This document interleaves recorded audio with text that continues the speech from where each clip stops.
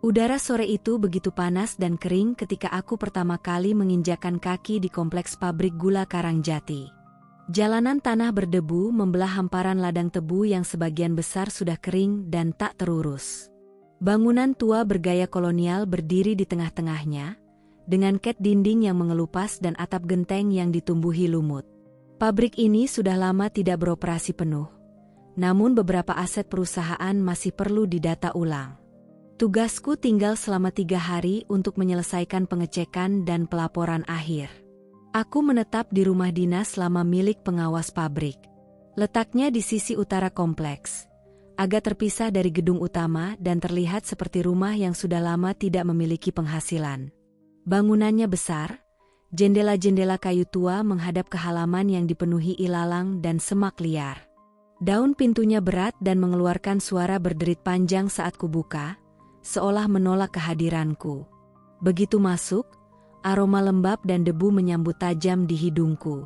Langit-langit rumah tinggi, sebagian triplek langit-langit menggantung tak sempurna.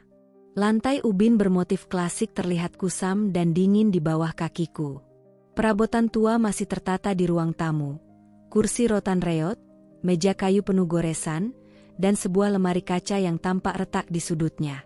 Aku berjalan melewati lorong panjang menuju kamar tidur. Semuanya terasa senyap, seakan rumah ini tengah menahan napas, mengamatiku dalam diam. Menjelang malam, suasana semakin sunyi. Tidak ada lampu jalan di sekitar, hanya penerangan dari tukang kebun kuning di dalam rumah yang berkedip-kedipan, seperti tak yakin ingin tetap menyala. Dari celah jendela, aku bisa melihat bayangan pohon trembesi tua yang mengomel rantingnya menari tertiup angin malam. Sekalipun pintu dan jendela tertutup, angin dingin entah bagaimana tetap menyusup ke dalam, mengencangkan kulitku dengan hawa yang asing dan membuat bulu kuduku berdiri. Sekitar pukul 9 malam, aku duduk di ruang tengah sambil membaca catatan inventaris. Tiba-tiba, kudengar suara seperti benda logam terjatuh dari arah dapur. Kaget, aku berdiri dan mengarahkan senter ke sana. Tidak ada apa-apa, hanya panci tua terguling di lantai. Aku memungutnya, namun tidak bisa mengabaikan rasa tidak nyaman yang mulai tumbuh di dadaku. Perasaan seolah ada yang memperhatikanku. Aku kembali ke ruang tengah, berusaha fokus kembali pada pekerjaanku. Beberapa menit kemudian, suara langkah pelan terdengar dari arah luar rumah, diikuti dengan mengomel di dinding. Jantungku berdetak lebih cepat. Aku berusaha meyakinkan diri itu hanyalah hewan malam atau mengomel tertiup angin. Tapi suara itu tidak berhenti. Langkah pelan itu berputar mengelilingi rumah, teratur dan berat, seperti seseorang sedang melintasi bagian luar sambil menyeret kaki. Dengan tubuh gemetar, aku mematikan lampu dan mengintip dari sela gorden. Pandanganku langsung tertumbuk pada sosok perempuan. Ia berdiri diam di bawah tiang bendera tua di depan rumah, mengenakan gaun putih bergaya Eropa yang subur dan kotor. Rambut pirangnya kusut, menuntai menutupi sebagian wajah pucatnya yang tampak hancur di bagian rahang. Ia menatap langsung ke arahku dengan mata kosong tanpa cahaya. Aku tersentak mundur dan terjatuh. Kepalaku menabrak meja kayu. Suara mesin tua tiba-tiba terdengar dari arah pabrik, meskipun saya tahu tidak ada aliran listrik ke sana. Bunyi dengungnya menggetarkan kaca jendela. Bau gula terbakar bercampur bau amis menyeruak masuk melalui celah-celah rumah. Aku menutupinya, tubuhku sulit digerakkan, seperti ditahan oleh kekuatan yang tak kasat mata. Suara langkah kini masuk ke dalam teras, dan gagang pintu bergetar pelan. Tanpa pikir panjang, aku mengunci semua pintu dan berlari ke kamar tidur. Dari dalam, aku bisa mendengar suara pintu diketuk perlahan, ritmis, seperti pola. 1, 2, 3 ketukan lalu hening, kemudian diulang kembali. Aku duduk di pojok ruangan dengan tubuh gemetar dan nafas tak teratur. Lampu kamar berkedip, dan dalam sorot redupnya, aku melihat bayangan tinggi menjulang di balik tirai jendela. Sosok itu berdiri di luar, tak bergerak, hanya menatap ke dalam dengan kepala miring dan wajah yang mulai membusuk. Kupeluk tubuhku sendiri, mencoba meredakan suara jantungku yang berdentam seperti genderang perang. Seluruh ruangan terasa menyempit, udara menjadi lebih dingin dan lembab. Aku menutup mata, berharap semuanya hanya mimpi buruk. Tapi suara ketukan itu terus berlanjut, bersamaan dengan bunyi berdesir seperti kain basah yang diseret di lantai. Entah jam berapa aku akhirnya tertidur. Saat mata terbuka, langit sudah mulai terang. Sinar matahari pagi menembus jendela, mengusir sisa gelap yang masih menggantung di udara. Semua terasa normal kembali, seolah malam tadi tidak pernah terjadi. Tapi aku tahu apa yang kulihat bukan hayalan. Tanah di depan rumah tampak basah seperti baru saja diinjak seseorang. Jejak sepatu kecil, mungkin milik perempuan itu, menyusuri halaman menuju pabrik. Aku melangkah keluar dengan langkah berat. Pabrik gula Karangjati masih berdiri di suasana sepi dan tak berpenghuni. Namun sekarang aku tahu, bangunan tua itu menyimpan sesuatu yang jauh lebih dalam dari sekadar sejarah. Ia menyimpan rasa sakit, dendam, dan roh-roh yang belum pernah benar-benar hilang. Malam pertama di rumah tua itu bukan sekedar perkenalan. Itu adalah peringatan bahwa tempat ini tidak pernah benar-benar kosong. Matahari pagi menggantung rendah saat aku melangkah meninggalkan rumah tua itu. Meski sinarnya mulai menembus kabut tipis di atas kompleks pabrik, hawa aneh yang kurasakan semalam masih melekat. Udara sejuk itu seharusnya menenangkan, namun setiap helaannya terasa berat, seperti menarik beban yang tak kasat mata ke dalam paru-paruku.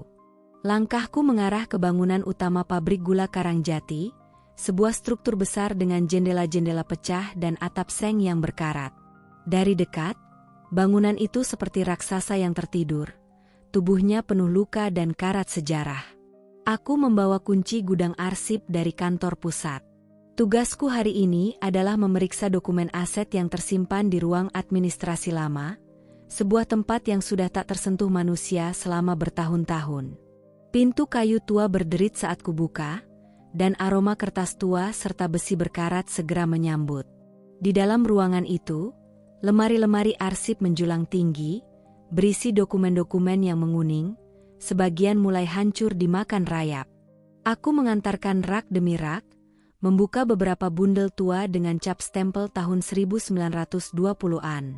Semakin lama saya membaca, semakin berat rasanya isi dokumen-dokumen itu.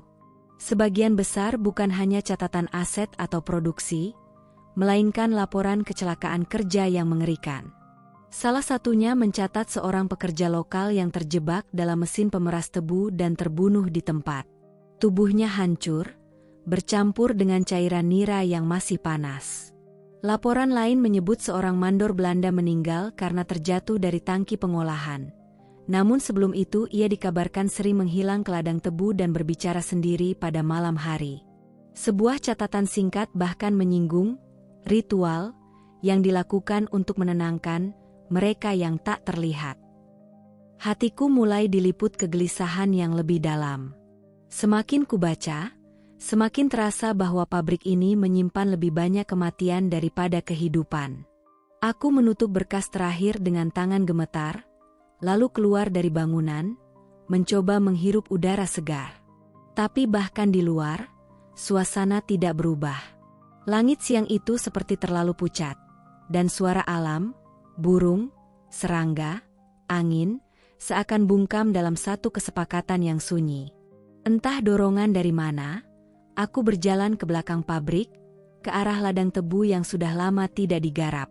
Tanaman tebu tumbuh liar, sebagian layu dan berwarna kecoklatan. Tanahnya kering dan retak, namun di beberapa bagian masih terlihat bekas alur roda bajak dan jejak-jejak manusia dari masa lalu. Di tengah ladang terdapat area tanah kosong yang lebih gelap, tak ditumbuhi apapun. Warga sekitar menyebutnya tanah mati, tempat yang kabarnya tak bisa ditanami dan sering menjadi pusat gangguan. Aku berdiri di tepian tanah mati, merasakan hembusan angin yang datang dari arah berlawanan. Suara aneh mulai terdengar, seperti desi ular bercampur bisikan dalam bahasa asing. Tanah di bawah kakiku bergetar halus, nyaris tak terasa, namun cukup untuk membuat jantung berdebar kencang. Ketika aku berputar ke sekeliling, aku menyadari sesuatu yang membuat darahku membeku. Ladang itu mulai dipenuhi kabut tipis yang muncul dari tanah, dan dari balik kabut itu, bayangan putih mulai bermunculan. Sosok-sosok itu terbungkus kain kafan kotor, berdiri diam di antara batang-batang tebu, menghadap ke arahku. Awalnya hanya satu, lalu dua, lalu semakin banyak, berjejer dalam formasi tak beraturan, seperti menanti perintah yang tak pernah datang. Tak ada suara. Hanya muncul kekosongan dari balik lipatan kain putih, dan tubuh-tubuh itu tetap berdiri meski angin menerpa keras. Aku mundur perlahan, tubuhku seperti kehilangan tenaga. Setiap langkahku terasa berat, seakan tanah mencoba menahan kakiku. Ketika saya hampir keluar dari ladang, suara berderak keras datang dari arah rumah dinas. Aku menoleh, dan kulihat jendela kamar tempat aku tidur malam terbuka lebar, meskipun aku yakin telah menutupnya rapat. Di balik tirai yang berkibar, tampak sesosok wanita bergaun putih berdiri diam, menatap lurus ke arah ladang. Mataku tak berkedip. Dia adalah perempuan yang sama seperti semalam. Rambut pirang kusut, gaun putih bergaya Eropa, wajah pucat dengan rahang yang hancur. Tapi kali ini, senyum tipis terukir di wajahnya. Senyum yang bukan pertanda ramah, melainkan semacam acara atau undangan. Tiba-tiba, sosok-sosok pocong itu mulai bergerak, perlahan namun pasti, mendekati arah rumah. Aku berlari dengan tenaga, kembali ke rumah dan membanting pintu. Nafasku tersengal saat aku mengunci semua pintu dan jendela. Dari dalam rumah, aku bisa mendengar langkah-langkah itu, bukan hanya dari luar, tapi juga dari atap, dari balik lantai kayu, dari setiap sisi rumah. Tampaknya mereka tahu aku di dalam, dan mereka sedang mencariku. Dari arah ruang tamu, terdengar suara lemari tua terbuka sendiri. Bunyi logam jatuh kembali menggema. Aroma anyir menyeruak lebih pekat dari malam sebelumnya. Aku tak berani keluar kamar, hanya duduk di pojok dengan tubuh tertidur, menanti sesuatu yang tak kukenal datang menerkam. Lalu terdengar suara ketukan itu lagi, pelan, tapi konsisten. Kali ini dari dinding kamarku sendiri. Aku membenamkan wajah ke lutut, menahan tangis dan ketakutan. Dunia di sekitarku terasa runtuh perlahan. Aku tak tahu lagi apa yang nyata dan apa yang tidak. Tapi satu hal yang pasti, pabrik ini hidup. Ia bernapas melalui dinding dingin orang lain, dan setiap jengkal tanahnya menyimpan jiwa-jiwa yang terperangkap dalam derita abadi. Ketika ketukan itu berhenti, aku perlahan membuka mata.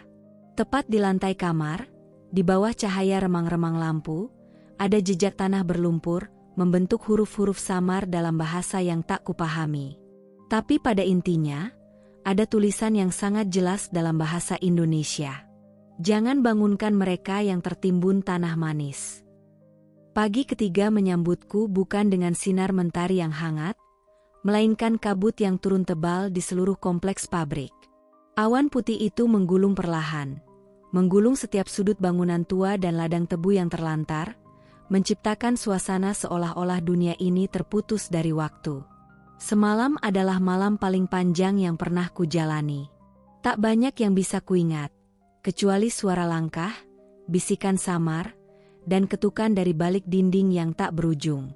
Tulisan di lantai kamar masih tertulis samar, "Jangan bangunkan mereka yang tertimbun tanah manis." Kata-kata itu terus berputar di kepalaku, seperti mantera yang mengunci rasa takutku di antara kenyataan dan kegilaan. Aku keluar dari kamar dengan langkah hati-hati, tubuhku masih lemas seperti habis digerus mimpi buruk yang tak usai. Di ruang tamu, lemari kaca yang malam terbuka kini kosong. Di lantainya berserakan kertas tua, peta, dan dokumen-dokumen lama. Salah satu dari peta itu menarik perhatianku. Di pojok kanan bawahnya, tertulis dengan tinta luntur, "Zona penanaman awal, 1887, area penguburan darurat." Hatiku mencelos.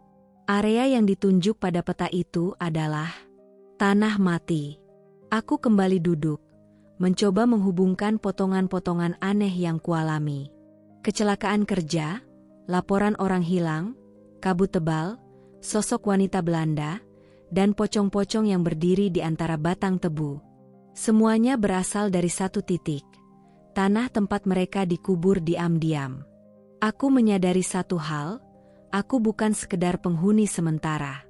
Keberadaanku telah membangunkan sesuatu yang selama ini tertidur.